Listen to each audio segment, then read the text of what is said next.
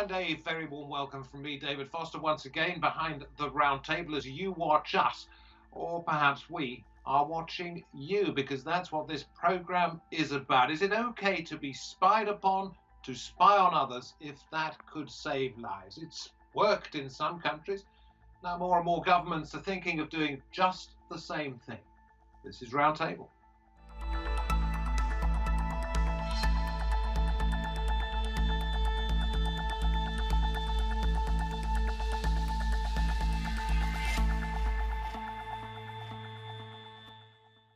Now, one of the ways out of the COVID-19 pandemic is to track where people are and who they meet, even apparently what they buy. There is a feeling, though, among privacy campaigners that this goes too far.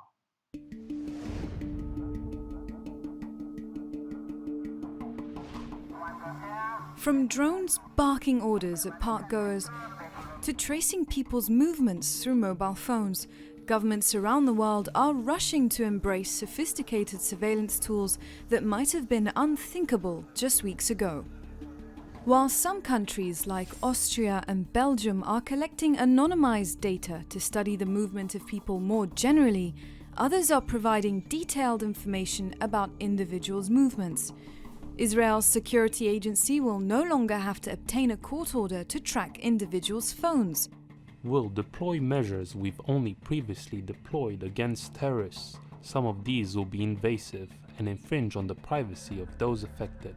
We must adopt a new routine. The Polish government is making people send geolocated selfies to prove they're quarantining correctly, while South Korea, which has won international acclaim for its success in slowing the spread of the virus, has gone a step further, combining mobile phone data, credit card records, CCTV footage, and even face-to-face interviews with patients to build a real-time, publicly available map to allow other citizens to check whether they may have crossed paths with any coronavirus patients. For some, it's not surprising that this technology has been recruited by democratic governments to fight a pandemic threatening millions of lives. But for others, these measures are raising serious privacy concerns. More than 100 civil society groups have urged governments not to use the global pandemic as cover for future electronic snooping, but instead make sure the data is erased once the health crisis is over. So can digital information ever be used to serve compelling health needs without boosting the reach of the surveillance state? Let us say hello, first of all, to Dr. Andrea Jelinek, who's Chairwoman of the European Data Protection Board, and also Frederic Pivetta, founder of data analytics firm Dalberg, who's working with various governments on how best to do this, track the virus, etc., with technology. So, Frederic, let me come to you first of all. Belgium is the country with which you are most closely associated, but there are others interested in what you're doing, including the European Commission. What is it precisely that you're doing, and how do you think it can help? So basically, what we are doing is that we are using the data from the private sector and the public sector to understand the impact of the government measures on the mobility on people, but also potentially developing scenarios on what to do next in terms of exit strategy, but not only in terms of exit strategy, but also in terms of kind of eradication of the disease, although we know that the disease it will never be totally eradicated. So the data that we use are data from telecom operators and data from the health sector. Telecom operators because data from the telcos helps you to understand the mobility of people and the movements of people at This comes down level of granularity. I was saying at the top of the program, can track where you are, who you're with, perhaps if the other person has an app of the same kind. It can even, if it has spending information from you, tell what you are buying. Do you see anything insidious in this, anything dangerous? No, actually, I mean, Belgium, and I think that all European countries have been taken an approach that is very GDPR driven and very privacy driven. So the way we approach this is that it's privacy first, and then what we can do with the data. And there are a lot of things that you can do with the data, and privacy, the way it materializes, is that we develop a very strong governance, like involving, for instance, an ethics committee, or a very strong regulatory approach like making sure that we are GDPR compliant. And thirdly, we also have like a very strong technical approach by anonymizing data, aggregating data, introducing noises into the data so that it's impossible. Anonymous. We will come back to that in just a moment. I'm not trying to cut you off in your thought process, but I want to bring Andrea in at this particular point. They want it to be anonymous. How easy is it to make sure that it remains that way, any kind of this information, even with the general data protection regulations, the GDPR that we just heard from Frederic about? It depends on how you how the data are aggregated. That's the first. And the second is it's difficult to anonymize the data, but it's possible. That's the first issue. And the second issue is in some circumstances, you don't even have to have personalized data because if you use tracing apps, you don't need the personal data of the people. And this will make it easier. That's the one issue. The second issue is if you use apps, you have to see data protection doesn't hinder the using of technology. They are going hand in hand. And I think as Frederic already had said, if you are data protection friendly, it doesn't hinder that you're developing and technology is used for the use and for the support of the fight against the COVID-19 crisis. Even if it is there for the very best of motives, Andrea, even if it is there to help protect people's lives, is there a danger that somebody who's unscrupulous could use this in a way to spy on their country's citizens, to come down on them much harder in terms of their human rights, etc., etc.? With data protection, it is like with all other fundamental rights. If you want to decrease the use of the fundamental right for a specific time, it is really affordable that you make the necessity test according to the fundamental rights. If this measure is necessary, appropriate, and proportional, and it's really important that all measures have a sunset clause. Yeah. And we are going... Tell us what that is, because I don't know. Sorry, a sunset clause? That if you set a measure, a legal measure, it has to come to an end again. And if the corona... Okay, unless you happen to be a country which, and this is something that I've got from you, EU Privacy Directive, something you're well aware of, means that members can make laws to safeguard public security. And as long as they think they're safeguarding public security, perhaps that sunset clause, perhaps the sun never sets. You know, the sun sets every day, and it depends on which part of the world you are when the sun is going to set. But it's quite sure that this is according to all the fundamental rights, that you have to have the necessity test. If you reduce some rights for a certain time, it has to have an end.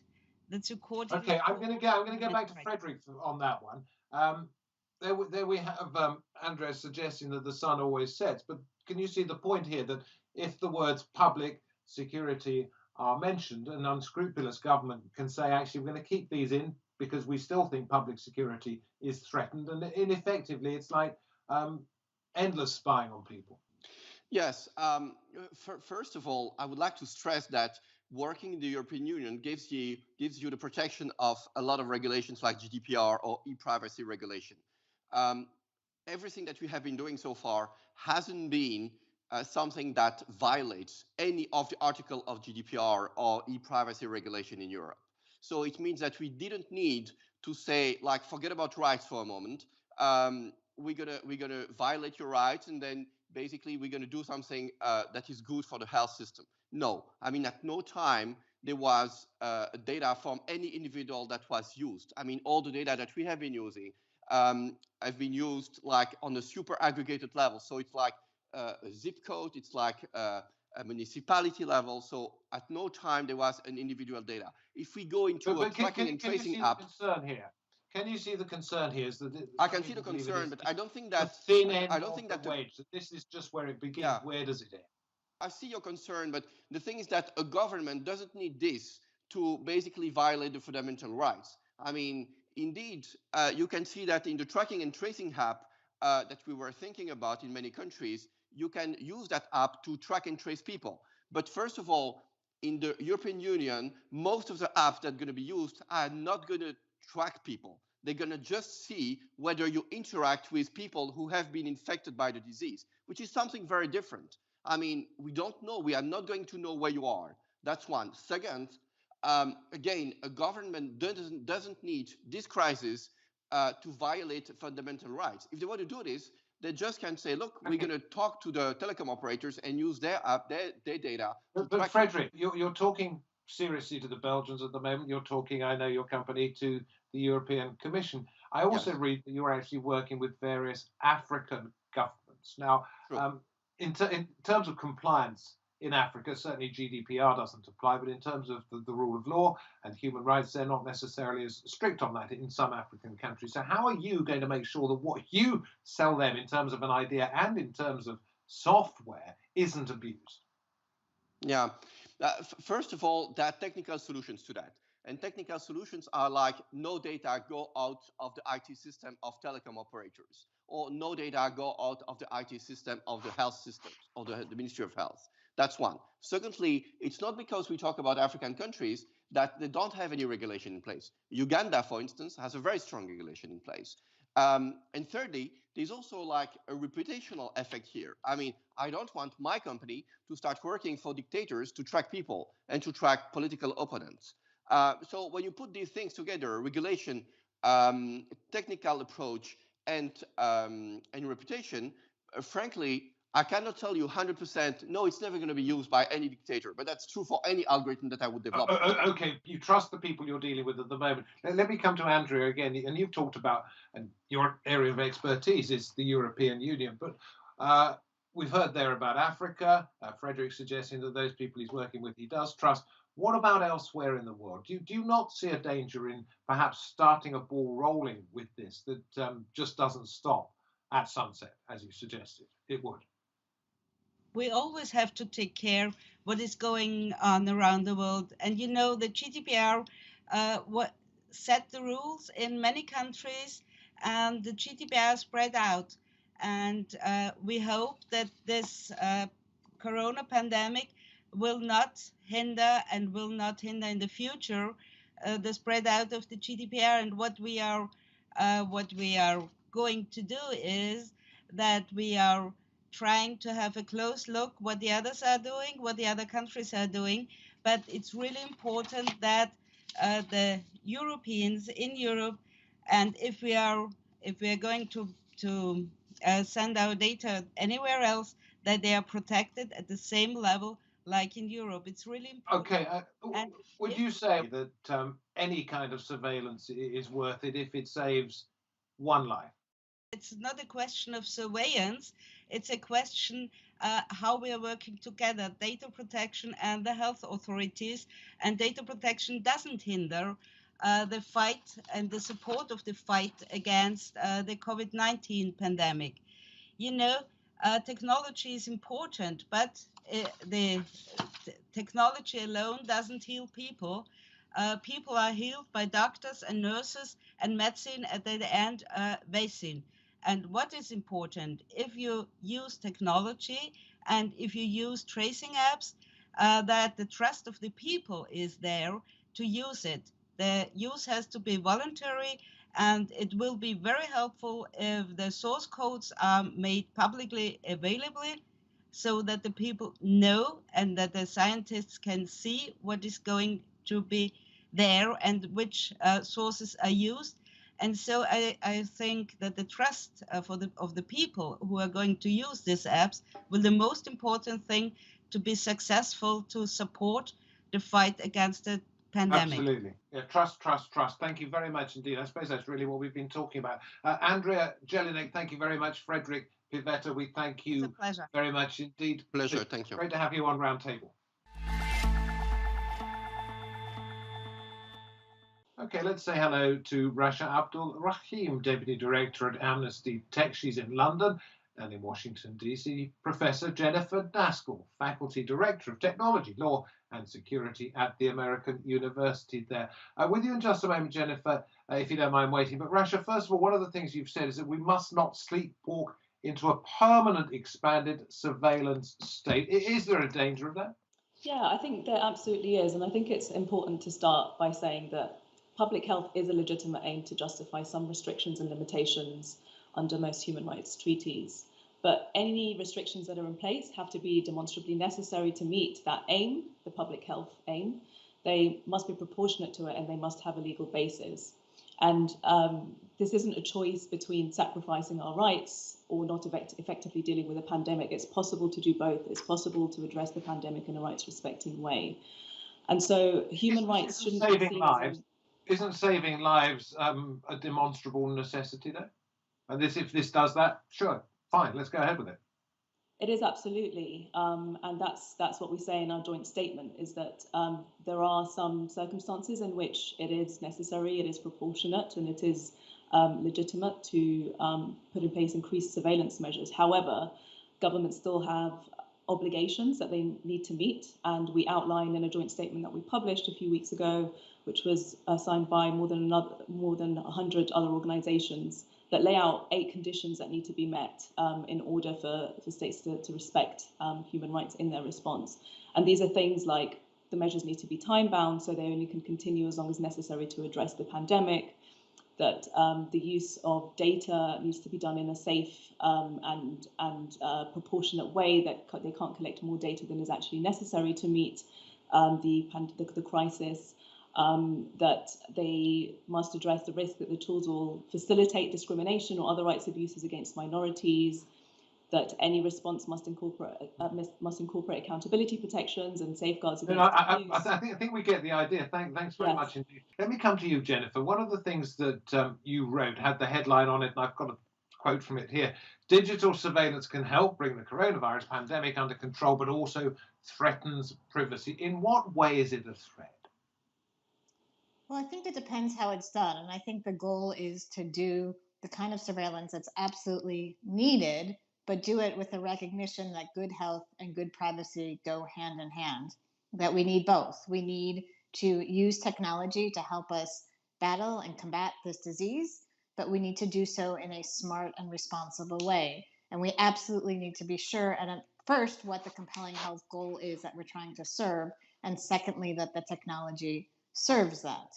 And one of the risks that we face is that this is instead used as an excuse to expand surveillance systems in ways that make people distrust the public health authorities at precisely the time that we need people to go get tested and share information about their prior contacts so that we can do the kind of contact tracing. How do you draw the line between what is needed, what is considered vital to save lives, to stop this dreadful pandemic, and what is considered to be overstepping the line of invading somebody's privacy? How do you work that one out?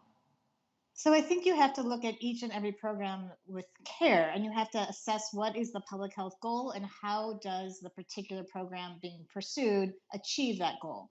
One of the things that's essential is, for example, with contact tracing, there are some encouraging developments, exciting developments with apps that will facilitate the kind of contact tracing that can be, according to health officials, incredibly beneficial, but they're being done in decentralized ways, in ways in which they don't require the development or the creation of new databases. They don't require government collection of massive amounts of information, yet they can still achieve their public health goals. And I think that's the kind of systems that we want to be putting in place. And if and when there are new collection schemes being put in place, it's absolutely essential that, one, there's clear limitations on the purpose for which the data is collected and clear limits on retention. I wanted to go into something with you, Rasha, if I could. There's been the use of data in health technology and health services for 60 plus years. And one of the first uses in the 1950s was to establish a causal link between deaths and smoking and lung cancer. So it's been around for 60 plus years. Now there's a guy called Adam Stevenson. I don't know whether you know him. He's in charge of data at the UK Health Foundation, a charity that says it's committed to bringing better health and care for people in the UK. I only go into all that detail because he says this: the Byzantine complexity of information governance rules often seems to be a rate limiting step. But at least in recent years, there's been more and more active debate about how privacy can be balanced against the public good. So what he's suggesting is that all of the rules, all of the red tape mean there is a brake on saving lives. What do you make of that? Well, I would respectfully disagree, and I think it's entirely possible to have an effective response with a privacy-respecting model. I mean, we've seen various proposals being put forward on how to minimize the level of risk to privacy when using technological tools to deal with the response. One of the tools that has been put forward is this API that has been developed by Apple and Google, which uses Bluetooth technology rather than GPS technology, which is a less invasive way of tracking people. Yeah, so you'll be able to tell via Bluetooth if you were next to somebody whose app said they have had coronavirus, rather than some satellite, some eye in the sky looking down on you and saying you're here, you're going there and everywhere. Is that right? Yes, exactly. And there's been an interesting way of trying to track people's movements, or to track actually more accurately whether or not the government needs to increase its restrictions on movement in Belgium, for example, which is using mobile location data, which is fully anonymized and aggregated and is a representative sample. And that's for the sole purpose of trying to figure out whether the government needs to relax or needs to increase its mobility restriction measures. If those people in favor of this sort of thing point to countries like South Korea, Japan, Taiwan, all of which have had relatively low mortality rates when it comes to coronavirus, that have had very strict surveillance procedures in place. And they say, well, look, hang on, you may think it's authoritarian, but actually it could well be saving thousands of lives. Well, I think that's yet to be proven. It's unclear whether the apps are the ones responsible for the effectiveness or the purported effectiveness of these countries dealing with the virus, or whether it's a more comprehensive strategy which involves widespread testing, which involves effective access to healthcare. It's really important that we don't look at tech solutionism in isolation to other effective measures which are actually proven to work well, such as widespread testing and access to healthcare. So the default can't be let's increase surveillance. You have to start at what is the aim? Is it legitimate? Are there less invasive means to meet that aim? And is this the right tool? Can I throw that one to Jennifer? Because in the article that I mentioned at the beginning of the program, you talk about Poland, where people can or perhaps are required to upload photographs of themselves showing that they are at home. You're talking about the Israeli Secret Intelligence Service using this perhaps to check on where people are. Do you have any real evidence that this is being misused? Well, so the question, I think there's a key question before we get to the question of misuse, which is what is it being used for? And I think it's critically important if we're talking about contact tracing is only as good as there is effective testing, because what contact tracing does is it helps identify situations in which people who have tested positive, who they've come in contact with, and try to encourage self-isolation and other actions on the people with whom those who have in fact proven to be ill can take action. And so critically important that the surveillance system is not understood as a solution in and of itself. The questions of what happens and what uses can data that's collected by the government be used for, we haven't seen that yet. We don't know what's happening. I would say on the Poland situation, one thing that's concerning is that as it was planned, the data was going to be retained for 6 months. You mentioned that the last major pandemic, and I guess you're alluding to Spanish flu, the 1918, 1919, you said people didn't walk around with apps. They didn't have them. Now we have them. We must make sure that we use them properly. If you were living in 1918, do you think you would have said, no, I'm a bit worried about my privacy, or actually, if this is going to stop me dying, I'll take it? I would absolutely say we should do everything in our power to take action that will be effective and help protect against more widespread deaths. And I support that now. I absolutely think that technology and the technology that we have can be incredibly useful and should be used in appropriate ways. What I'm suggesting as well, that we need to think carefully about how we use it and make sure that the technology is in fact achieving its goals and not creating a range of unintended consequences as well. Jennifer, Daskal, thank you very much indeed. Rasha, Abdul, Rahim, we appreciate the fact that both of you have taken the time to come and join us, and we appreciate the fact that you too have taken time out to watch this program. We hope to see you next time, which I suppose is what this program's been all about. From me, David Foster, and from the Roundtable team, goodbye for now.